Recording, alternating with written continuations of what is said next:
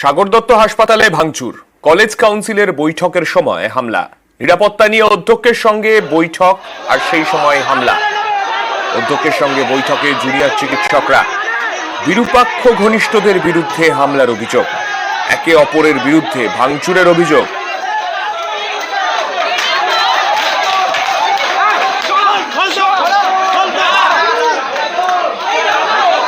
ভিডিওতে যে দেখা যাচ্ছে এখানে কাসিফ, সৌমিত্র প্রামাণিক, সৌরভ ঘোষ, এদের এগেনস্টে আমাদের অনেক অভিযোগ রয়েছে। দুর্নীতির সাথে যুক্ত, এখানে অনেক টাকা তছরূপের সাথে যুক্ত। ওদের মূল দাবিটা, ওদের এগেনস্টে যে অ্যালিগেশন গুলো আমরা আনছি তার প্রুফ রয়েছে আমাদের কাছে। ওরা হঠাৎ করে বাইরে থেকে ধাক্কি করে অনুপ্রবেশ করার চেষ্টা করে। ওরা এই কাঁচটা দিয়ে আর কি আমার চোখে অ্যাটাক করার চেষ্টা করে।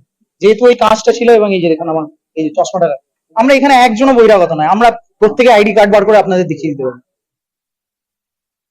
আমাদের কলেজে বহিরাগতরা অ্যাটাক করা হয়েছিল এবং বহিরাগতদের অ্যাটাকে আমরা আহত হয়েছি। কয়েকজন পিজিটি আছেন এবং অনেকজন বাইরে কলেজের ছাত্রছাত্রী আছেন এবং কলেজের কয়েকজন এক্স প্রাক্তনী আছেন। আমাদের দুজন ইউজি স্টুডেন্ট আহত হয়েছে, আমরা এফআইআর দায়ের করেছি অলরেডি এবং আমাদের প্রোটেস্ট এখনো কন্টিনিউ রয়েছে। এরা আমাদের প্রোটেস্ট ভাঙতে চায়। বিরূপক্ষ বিশ্বাসী দাদা আছেন বা শুভদীপ বসি দাদা আছে, সবাই আমাদের কলেজের এক্স অ্যালামনি। সে আপনার যদি বন্ধু হয়, সে কোন পলিটিক্যাল দল করছে বা কোন লবি করছে তার সাথে সম্পর্ক রেখে আমরা কখনো সম্পর্ক স্থাপন করি না। আজকে একটা মিটিং করার কথা ছিল আর কি, সেটা হচ্ছে আমার সঙ্গে এবং এমএসভিপির সঙ্গে এবং পুলিশ আধিকারিকদের সঙ্গে, জুনিয়র ডাক্তাররা যারা অবস্থান করছেন তারা।